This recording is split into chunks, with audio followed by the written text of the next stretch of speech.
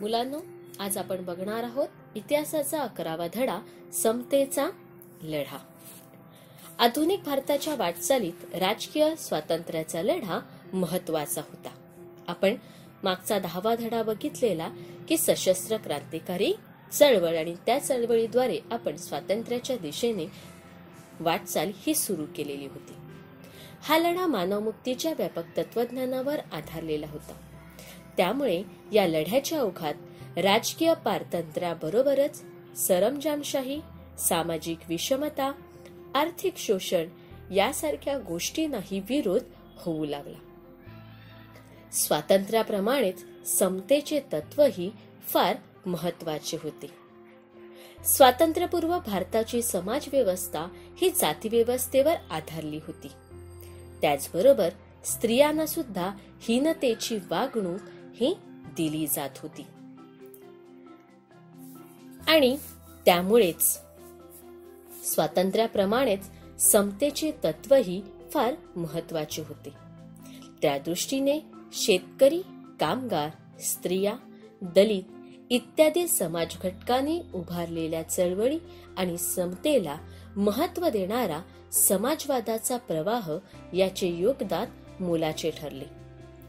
त्याचे भान ठेवल्याशिवाय आधुनिक भारताची जडणघडण समजू शकणार नाही आणि म्हणूनच अशा काही चळवळींचा अभ्यास आपण ह्या 11व्या धड्यामध्ये म्हणजेच समतेचा लढा यामध्ये करणार आहोत. पहिला मुद्दा आहे आपला शेतकरी चळवळ. ब्रिटिशांच्या आर्थिक धोरणाचे दुष्परिणाम भारतीय शेतकऱ्यांना भोगावे लागत होते. आपण मागचा धडा बघितलेला ब्रिटिश सत्तेचे परिणाम आणि त्यामध्ये ब्रिटिश सरकार कशा प्रकारे शेतकऱ्यांवर अन्याय अत्याचार करत होते हे सुद्धा आपण बघितलेलं आहे. ब्रिटिशकालीन भारतात गरीब व श्रीमंत याच्यामध्ये मोठी दरी होती.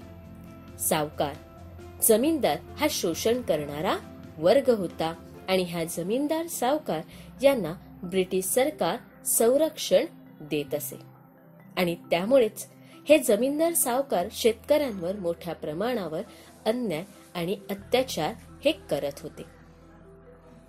या अन्यायाविरुद्ध शेतकऱ्यांनी अनेक उठाव केले. ब्रिटिश सरकारने नंतर शेतकऱ्यांवर नीळ या पिकाचे उत्पादन घेण्याची जबरदस्ती केली. सरकारला नीळ या पिकातून खूप फायदा मिळत होता आणि म्हणूनच ते शेतकऱ्यांवर नीळ या पिकाचे उत्पादन घ्यायला जुलूम जबरदस्ती करत होते.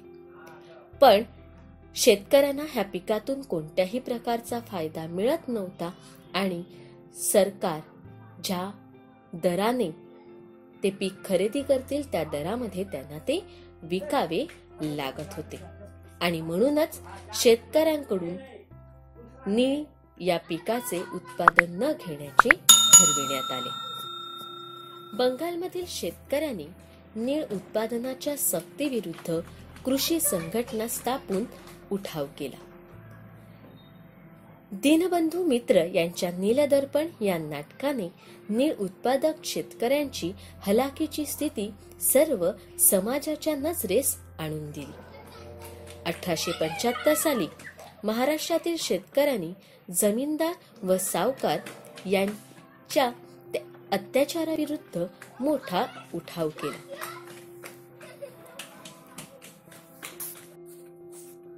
बाबा रामचंद्र यांच्या पुढाकाराने 1918 साली उत्तर प्रदेशातील शेतकऱ्यांनी किसान सभा ही संघटना स्थापन केली.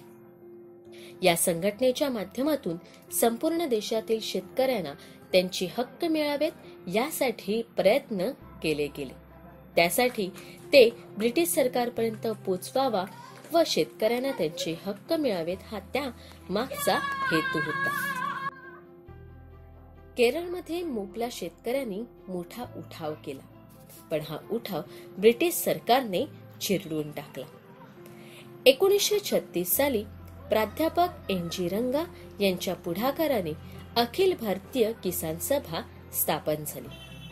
स्वामी सहजानंद सरस्वती हे या सभेचे अध्यक्ष होते.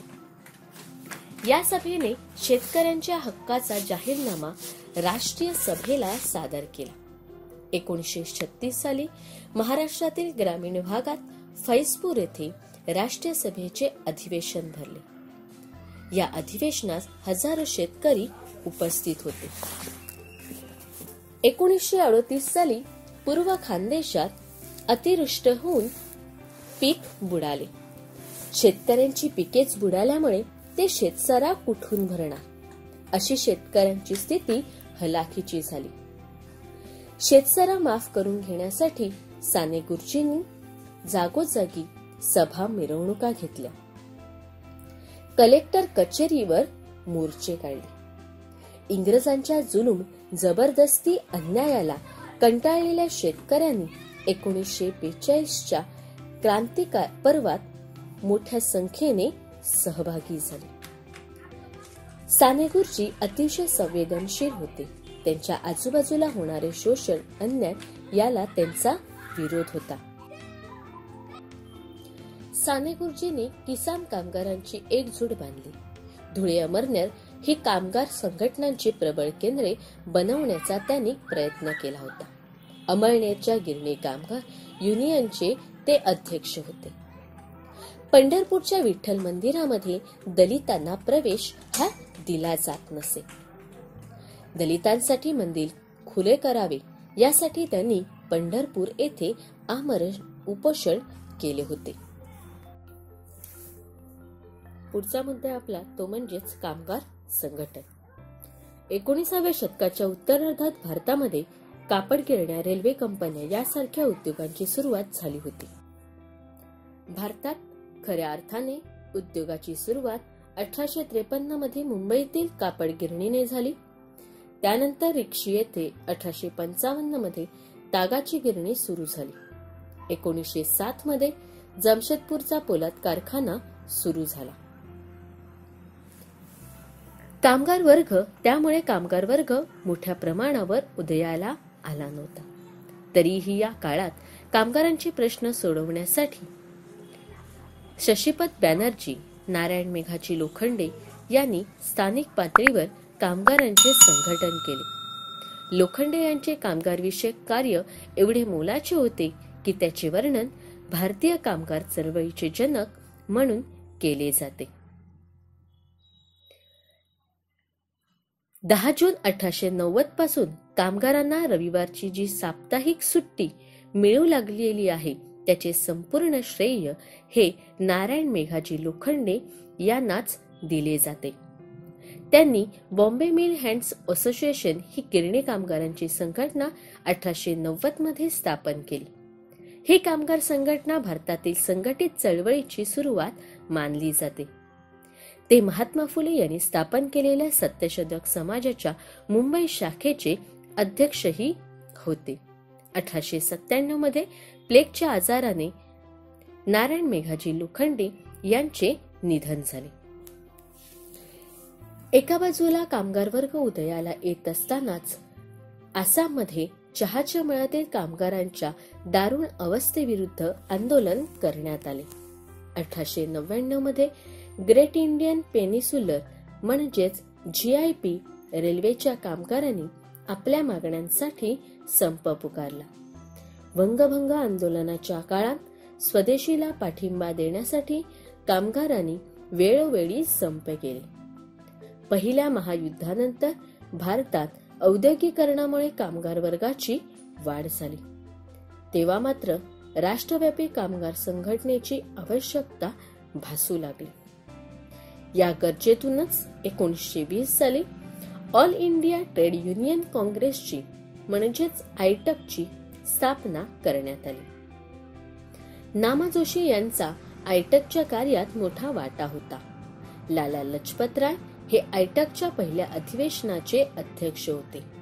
कामगारांनी राष्ट्रीय आंदोलनात सक्रिय सहभाग घ्यावा असे त्यांनी सांगितले। कामगार वर्गात समाजवादी विचारांचा प्रसार करून त्यांच्या लढाऊ संघटना उभारण्याचे कार्य श्रीपाद अमृत डांगे, मुझफ्फर अहमद इत्यादी समाजवादी नेत्यांनी केले। 1928 साली मुंबईतील गिरणी कामगार संघाने 6 महिने संप केला। असे अनेक संप रेल्वे कामगार, ताग कामगार इत्यादींनी केले. कामगार चळवळीची वाढती शक्ती पाहून सरकार अस्वस्थ झाले. ही चळवळ दडपून टाकण्यासाठी कायदे करण्यात आले. कामगारांचे लढे राष्ट्रीय चळवळीला पूरक ठरले. पुढचा मुद्दा आहे आपला तो म्हणजेच समाजवादी चळवळ. जनसामान्यांच्या हितरक्षणासाठी ब्रिटिश सरकार उलथून टाकणे आवश्यक आहे असे राष्ट्रीय सभेतील अनेक तरुण कार्यकर्त्यांना वाटू लागले. त्याचप्रमाणे आर्थिक व सामाजिक समतेच्या तत्वावर समाजाची फेररचना झाली पाहिजे याची त्यांना जाणीव होऊ लागली. या जाणीवेतूनच समाजवादी विचारसरणीचा उदय आणि विकास झाला. राष्ट्रीय सभेतील समाजवादी तरुणांनी नाशिकच्या तुरुंगामध्ये असताना राष्ट्रीय सभेच्या अंतर्गत समाजवादी पक्ष स्थापण्याचा निर्णय घेतला. या निर्णयानुसार 1934 साली काँग्रेस समाजवादी पक्षाची स्थापना करण्यात आली. त्यामध्ये आचार्य नरेंद्र देव, जयप्रकाश नारायण, मीनू मसानी, डॉक्टर राम मनोहर लोहिया इत्यादी नेते होते. 1942च्या छोडो भारत आंदोलनात समाजवादी तरुण अग्रभागी होते. कार्ल मार्क्स आणि त्यांचा साम्यवाद याचा परिचय भारतीयांना होऊ लागला. लोकमान्य टिळकांनी तर 1881 मध्येच मार्क्स विषयी लेख लिहिला होता. पहिल्या महायुद्धानंतर भारतात साम्यवादाचा प्रभाव जाणवू लागला. मानवेंद्रनाथ रॉय यांचा आंतरराष्ट्रीय साम्यवादी चळवळीत सक्रिय सहभाग होता. 1925 साली भारतात साम्यवादी पक्षाची स्थापना झाली. कामगारांच्या व शेतकऱ्यांच्या लढाऊ संघटना उभारण्याचे कार्य साम्यवादी तरुणांनी केले. सरकारला साम्यवादी चळवळीचा धोका वाटू लागला. सरकारने ही चळवळ चिरडण्याचे ठरवले. श्रीपाद अमृत डांगे, मुझफ्फर अहमद, केशव निळकंठ जोगळेकर इत्यादींना पकडण्यात आले. ब्रिटिश राज्य उलथवून टाकण्याचा कट केल्याचा आरोप त्यांच्यावर ठेवण्यात आला. त्यांना वेगवेगळ्या शिक्षा करण्यात आल्या. हा खटला मीरत येथे चालविण्यात आला म्हणून त्याला मीरत कट खटला असे म्हटले जाते.